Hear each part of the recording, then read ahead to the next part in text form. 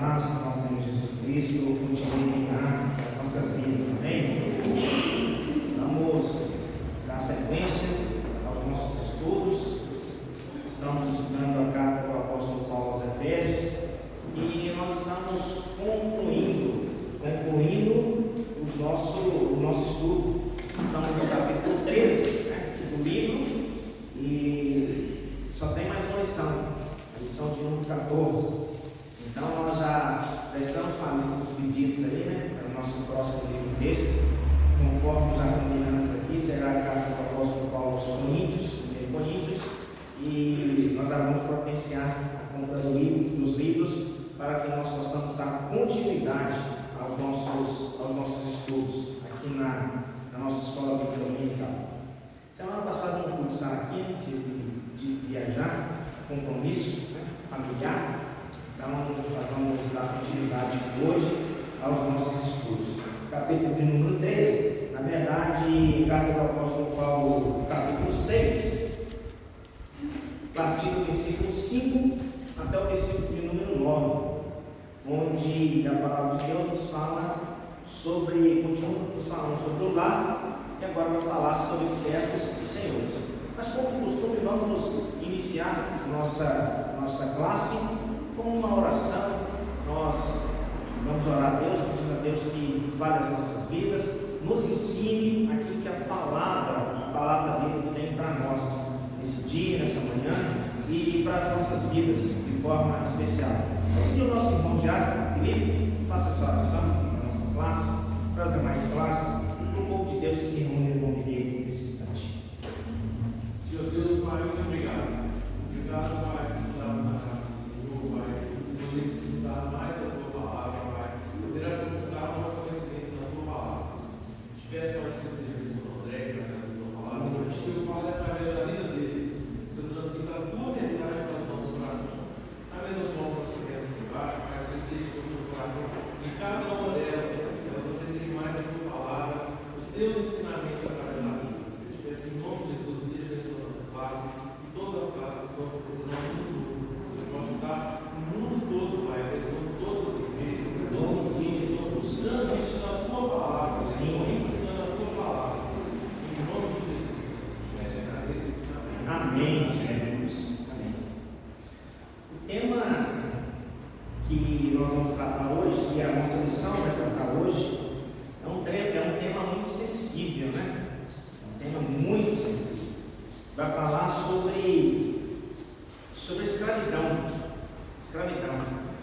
O texto bíblico, a referência aqui é essa: servos e senhores. Essa é a relação que havia naquela época. Reverendo Hernandes, trazendo isso para o nosso estudo, para a nossa realidade, para o nosso tempo, ele fala sobre patrões e empregados, né? A relação mudou, mas aquela época era essa: servos e senhores. O regime era um regime de escravidão, né? Era isso que governava o mundo naquela época, século I, na era cristã, antes também, né? E a gente viveu nesse período. Isso é interessante, né? Esse tema. Um tempo atrás, agora pouco tempo atrás, ia ter uma conferência, não peguei os detalhes não, mas assim, ia ter uma conferência lá na Paraíba, cristã, não era da igreja cristiana, mas da igreja evangélica, e eles convidavam um pastor americano para pregar lá nessa conferência. E esse pastor, ele tem mesmo uns livros escritos, e ele é a favor da escravidão. Hoje, século XXI, né? Evangélico, crente, a favor da escravidão. Deu uma polêmica nacional, não sei se os irmãos viram, né? Foi uma polêmica nacional, cancelaram a participação, né?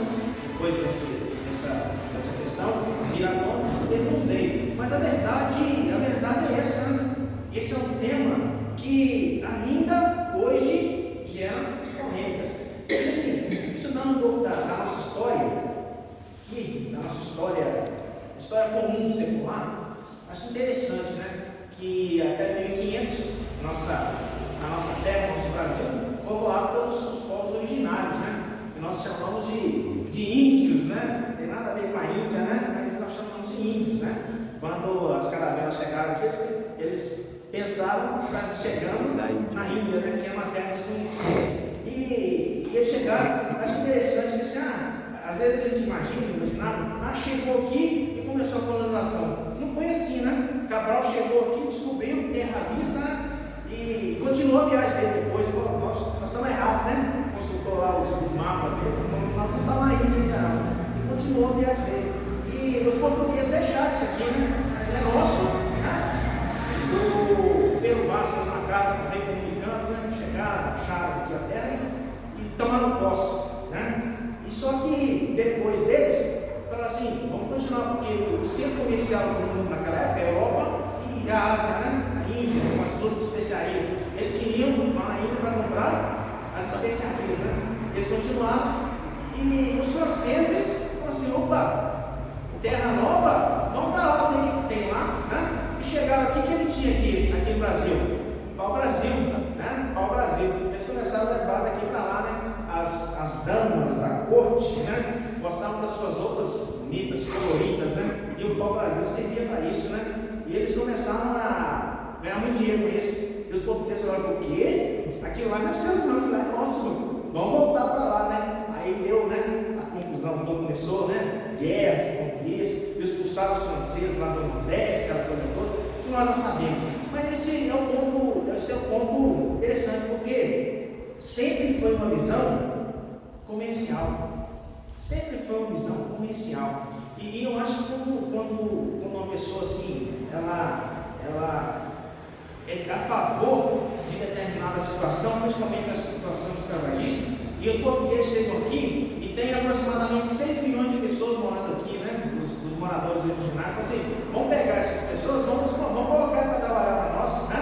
Aí pega os índios, coloca para trabalhar, vai dar certo, né? Vamos produzir, coloca os índios para produzir, vocês têm que cortar tantas árvores, tem que fazer não sei, vamos plantar, o índio está acostumado com isso, o índio está preocupado com isso, plantar uma mandioquinha, né? Vamos colher, né? Vamos caçar, joga uma marinha lá no Ribeirão, no rio lá, pesca, era a vivência dele, não estava preocupado, né?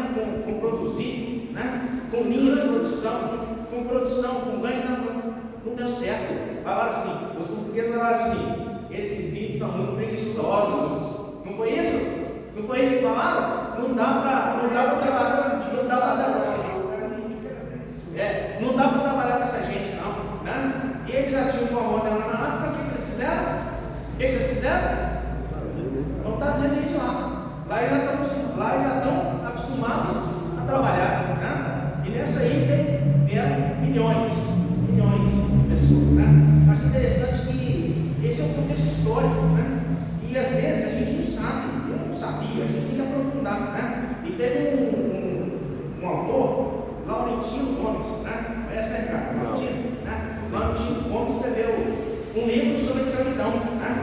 Na verdade, esse aqui, ó, escreveu, né? Na verdade, escreveu uma trilogia, 3 livros, dividido em 3 períodos, né? Na chegada até o século XVIII,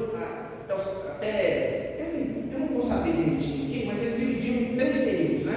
Esse contexto da escravidão. Ele escreveu um livro sobre isso. E assim, quando eu fui lendo o livro assim, eu falei assim, meu Deus, o que é isso? A gente imagina o que seja, a gente não sabe, né? De gente de ter olho furado, com castigo, né? E assim, a gente, coisa assim, que a gente não sabe o que aconteceu. Então, né, eu como historiador fez essa pesquisa e chegou a essa triste realidade. Imagina assim, eu fico mas assim, aqui o Hernandes fala e é verdade, né? Aqui ele começa falando sobre isso, porque no sistema de escravidão, o escravo, sabe o que ele era? Ele era uma mercadoria. Então, o dono, né, para ter famílias, né, ele podia fazer com o escravo o que ele quisesse. E era justo e era certo, e era de acordo com o direito, né? Ninguém falava nada, né? Sobre isso, né? Ele fala assim, né? O contexto, desenvolve o contexto, ele falando assim, tá muito duro, vamos dar uma arrefecida nisso aí, vamos fazer uma lei para a gente facilitar um pouco aí, a lei dos sexagenários, né? Todos aqueles que chegassem a 60 anos vão ser declarados livres. Para morrer com 30 anos, se chegasse, não chegava ninguém com 60, não chegava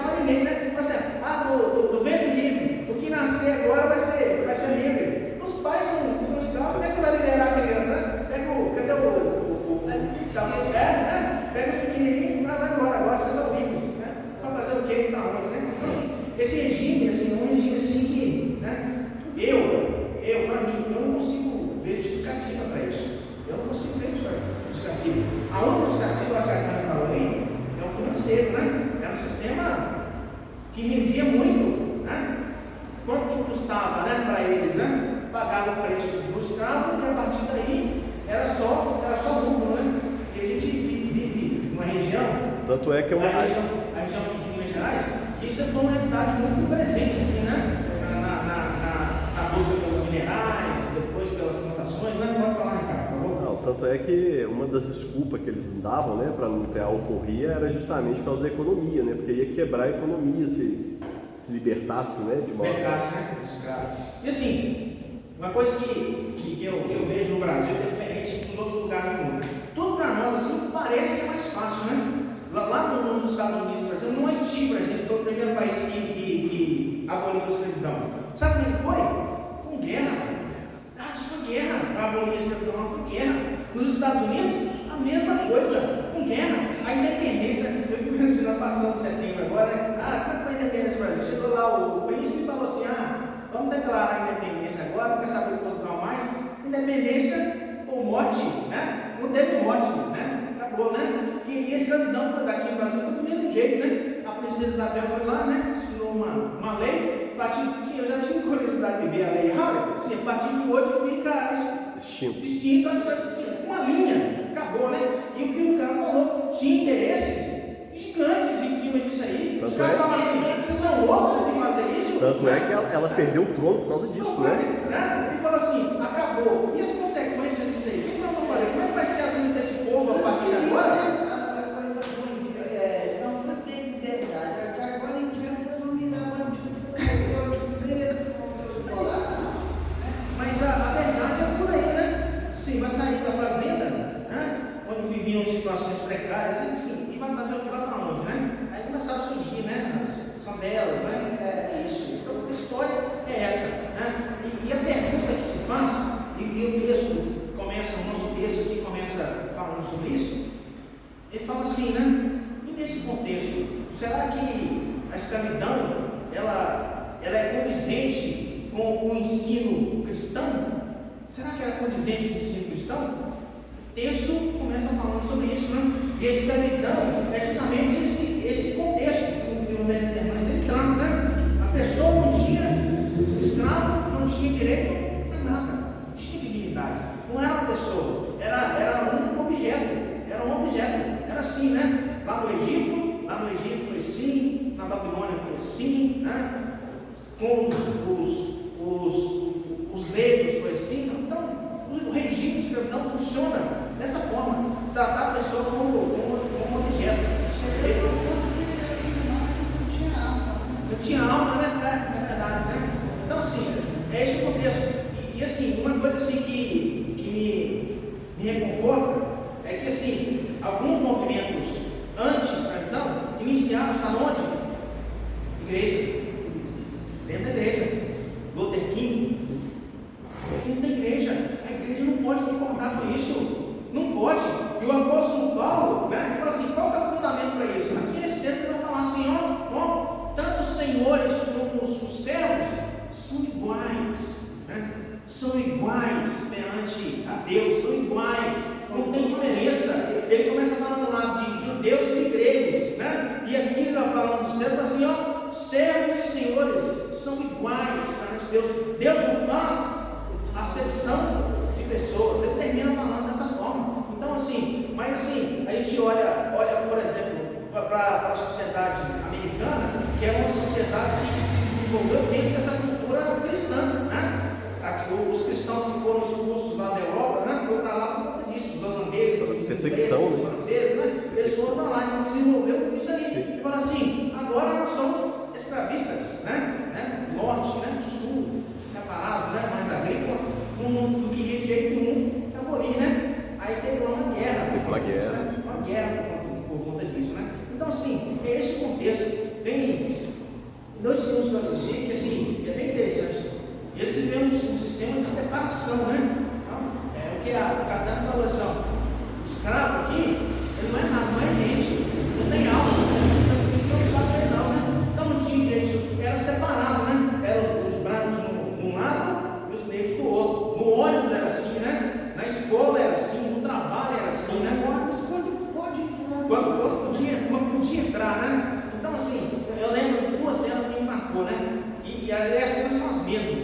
que se cita em chamas e estrelas além do tempo, né? Os dois filmes dentro desse contexto, que a pessoa, né, no filme é um menino e no Mississippi é um menino, nas estrelas são as cientistas. Vai tomar uma água no bebedouro,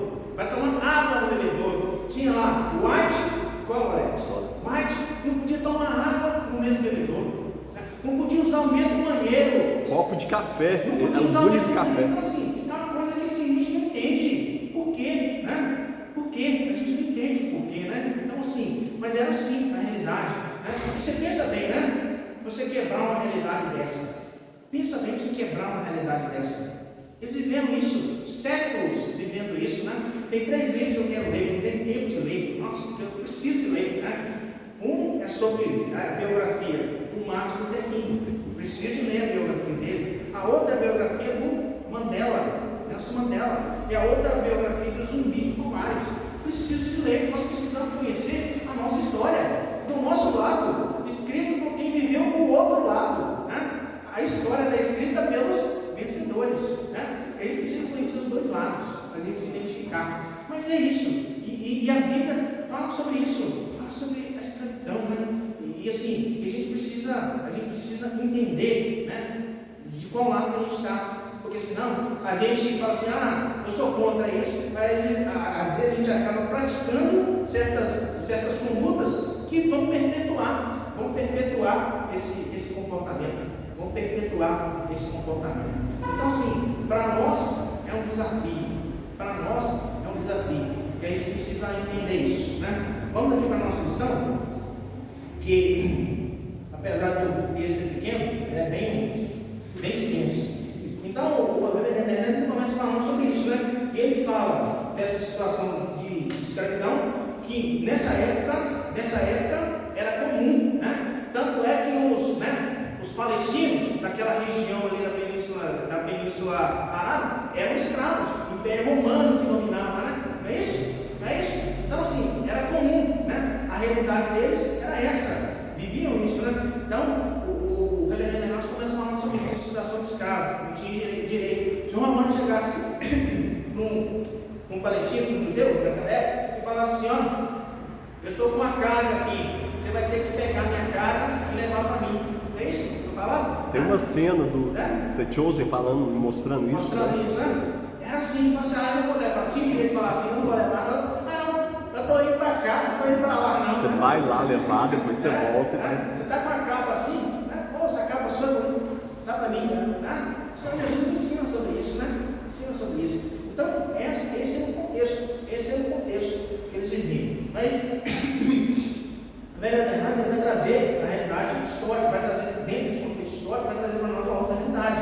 Que, por exemplo, o reverendo John Wesley e George Whitefield, eles pavimentaram o caminho para a abolição da escravatura na Inglaterra, né? Não tem como o cristianismo conviver com isso, não tem como conviver o cristianismo conviver com a escravidão, né? A guerra civil dos Estados Unidos foi por conta disso, não tem como, né? A gente precisa reconhecer a dignidade dessas pessoas, né? Então, esse contexto, né? Então, estou tudo iniciando dentro desse contexto, do contexto cristão, dentro do contexto cristão.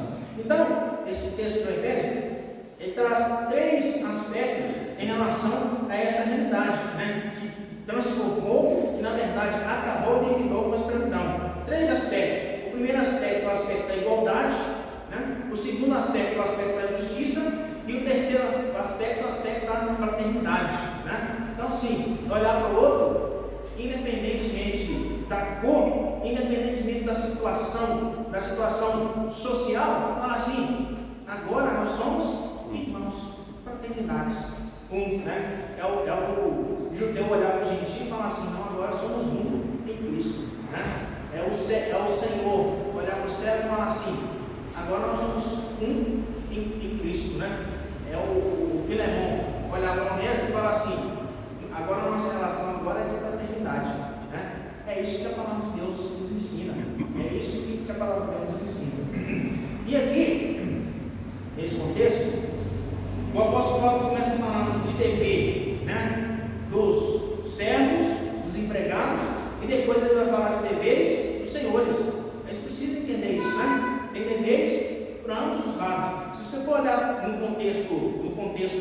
social daquela época?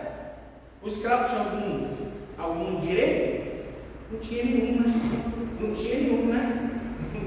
Era só o chicote no lombo, né? Só tinha direito a isso, né? E aqui o apóstolo Paulo já vai trazer direitos para aqueles que são servos, né? Então, no final do texto aqui, o reverendo Hernandes, ele vai fazer a reflexão dele, e assim, concordei com ele. Por quê? Pensa bem se o apóstolo Paulo, naquela situação, naquele contexto, ele fala assim: vamos acabar com a escravidão. O que ia acontecer? Matar o ele. Império Romano ia matar todo mundo, não era isso?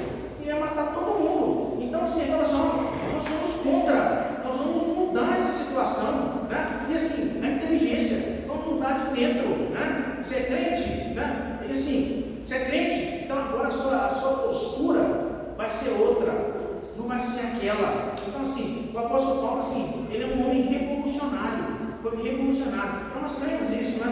Com a orientação do Espírito Santo, ele pode fazer todas essas coisas, né? Então, assim, através disso, ele falou assim, agora, né? Ele fala assim, para a igreja, agora não tem mais servo, agora não tem mais Senhor. Agora, o princípio agora aqui, o primeiro que ele fala para nós, somos iguais. Perante a Deus, somos iguais, né? Perante a Deus, essa prática da escravidão não é justiça, é injustiça. E agora nós somos irmãos, fraternidade. É esse o contexto desse ensino, né, sobre essa situação. Então, ele traz para nós aqui o dever dos empregados em relação aos seus patrões. Dever dos empregados em relação aos patrões. Qual que são os deveres? Ele traz alguns aqui, a partir do versículo 5. Né? O primeiro dever que ele traz aí, vamos ler esse versículo aqui, só para a gente ter um contexto. E a Juliana, está aberta aí, Juliana? Efésios 6,5. Quanto a vós outros servos, obedecei a vosso Senhor segundo a carne, com temor e tremor, na sinceridade do vosso coração, como a Cristo. Só assim. Então, é esse o contexto, né? Ele vai começar falando aqui de obrigações, né? Até o versículo número 8 vai falar dessas obrigações, né? Começa falando no 5. E a primeira obrigação que ele fala aqui, em relação, né, aos servos, em relação aos empregados, é isso, que devem ser o quê? Respeitosos. Devem o quê? Obedecer com temor e temor, então, principalmente, né? Obedecer com temor e tremor. Então, o reverendo Hernandes ele fala aqui, né, no texto, obedecer com temor não quer dizer que temor servil, mas antes o espírito de solicitude, de quem possui verdadeiro sentido de responsabilidade. Então, essa visão nós temos que ter, né? Se nós somos empregados hoje, nós temos que ter essa visão, né? A gente tem que obedecer, tem que seguir as regras da empresa, não é isso? Né? Eu trabalhei numa empresa há 17 anos e lá a gente tinha que usar um uniforme, então tinha que ir de uniforme, né? Calça verde, camisa cinza, tá parecendo um vagalume, né? Mas é um uniforme da empresa. Se fosse trabalhar sem uniforme, não dava problema, né? E eu acho interessante que o brasileiro gosta de ser rebelde com as coisas, né? Gosta de rebelar com as coisas. Mas assim, né? O Lucas está lá na fábrica, tá lá na fábrica? Tem que usar o uniforme lá? Tem que usar o uniforme. Se chegar lá sem uniforme, você vai trabalhar? Como é que é? Nem bota o pé lá dentro, né? Então é assim, né? A gente precisa reconhecer e seguir as regras, né? Isso é o básico, né? Então, os empregados precisam ter respeito. Fala assim, é temor, tem que temer? Não tem que temer, né?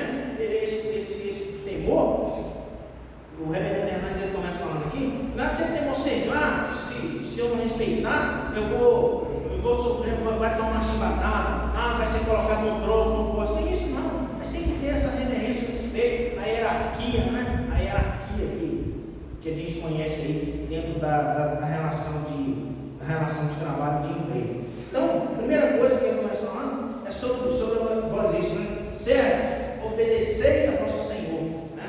Obedecei a vosso Senhor. Empregados, obedecei a vosso patrão. Imagina, né, dentro da empresa que tem lá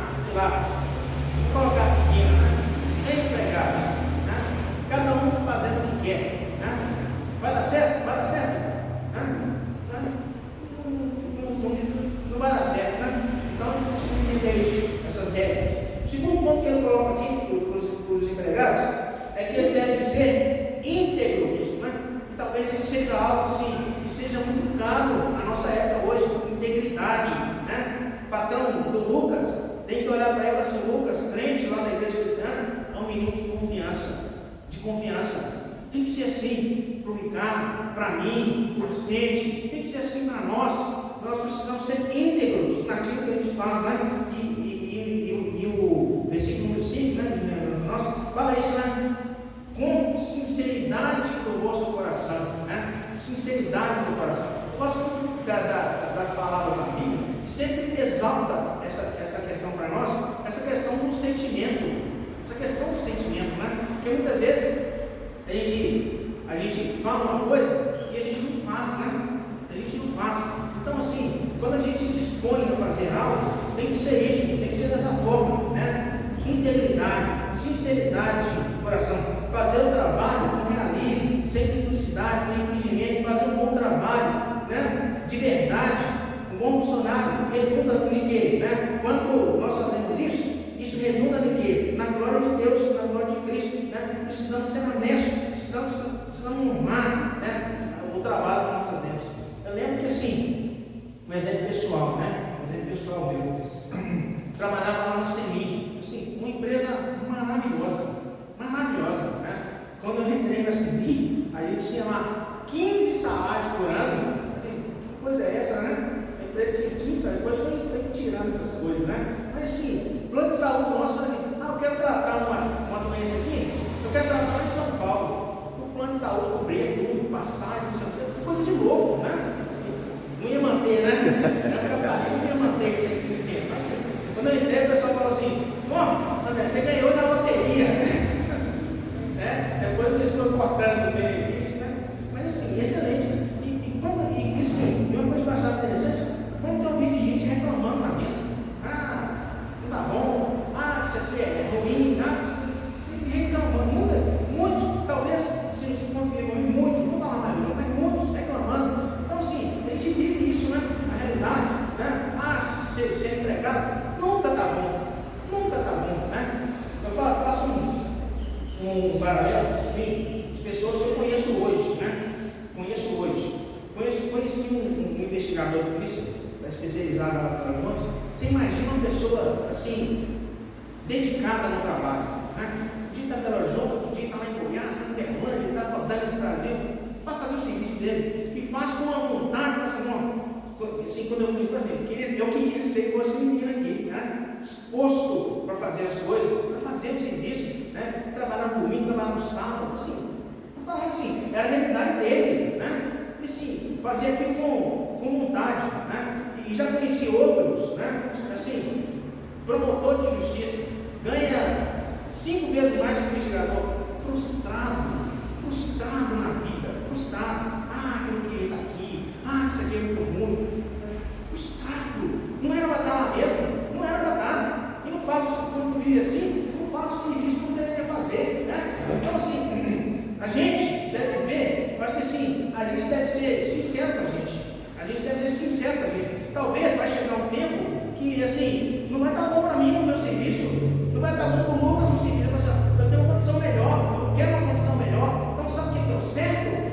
Eu vou sair daqui, né? Em 2009 eu fiz isso, eu falei assim, eu não quero mais continuar aqui, fui lá com a minha carteira de trabalho, pessoal, eu quero ir embora, e fui embora, foi uma situação, né? Melhor para mim. Então assim, a gente precisa ser fiel, porque assim, está ali, está insatisfeito, não tem como fazer um trabalho bem feito, né? Não tem como fazer um trabalho bem feito, não tem como ser íntegro. E assim, um exemplo que eu queria citar aqui, felizmente eles não estão aqui hoje, costumam vir aqui, é do Toninho, mas da Silvana, do sítio, ali, né? Os irmãos conhecem, de vez em quando eles vêm aqui no nosso igreja. E assim, tem uma menina que trabalha com eles lá, a Bianca. Quem já foi lá no sítio, lá já deve conhecer, né? Conta lá. O carinho que eles têm com a Bianca. Pessoa da família para eles. Não é mais empregada. Não é mais. É da família, né? Então, assim, a gente precisa disso, né? Desse relacionamento diferente. Talvez, né? Se os patrões dessa época aqui, da escravidão, e é isso que é a proposta do apóstolo Paulo, se eles reconhecessem essa forma de relacionamento, falassem, a escravidão não dá mais, dessa forma não dá mais, né? É isso que o apóstolo Paulo fala com Filemon, né? É aí o Moneco, diferente. Ele está voltando, né? Tinha fugido, está voltando agora. E você vai receber ele como você vai receber ele como se estivesse recebendo a mim. Não é isso? É diferente e muda. Integridade. A gente precisa disso, integridade. De olhar as pessoas, não é como funcionário, não é como servo, como pessoa, né? A Constituição nossa da República lá começa falando sobre isso, né? Dos princípios fundamentais da República, né? Inciso 3 do artigo 1º, dignidade da pessoa humana. Todo mundo tem dignidade. Todo mundo tem dignidade, né? Todo mundo tem dignidade. A gente precisa entender isso. O terceiro ponto que o texto traz para nós, ainda no versículo 5, é que os empregados devem ser coerentes espiritualmente. O que significa isso? Ele fala assim: vocês têm que trabalhar como se estivesse trabalhando como para Cristo, para Deus. Não é isso? Né? E era assim, eu fui preocupado com isso, né? Porque né? Da nossa realidade hoje, né? Como que as pessoas têm se relacionado com Cristo hoje? Né? Como que as pessoas têm se relacionado com Cristo hoje? Assim, eu ordeno que Cristo faça isso. Tem gente fazendo isso, né? Tem gente ordenando para Deus. Eu ordeno, né? Vai curar um fulaninho lá, sai, não é o nome de Cristo, não, é no meu nome. Tem gente fazendo isso hoje. Então, assim, mas o contexto do apóstolo Paulo é o contexto do cristianismo puro, verdadeiro. Então, o trabalho tem que ser como se fosse para Deus. Está trabalhando, não é para o seu patrão, não é para o seu senhor, você está trabalhando, é para Deus. Então, esse é o parâmetro nosso, esse é o nosso parâmetro. Tânia, por favor.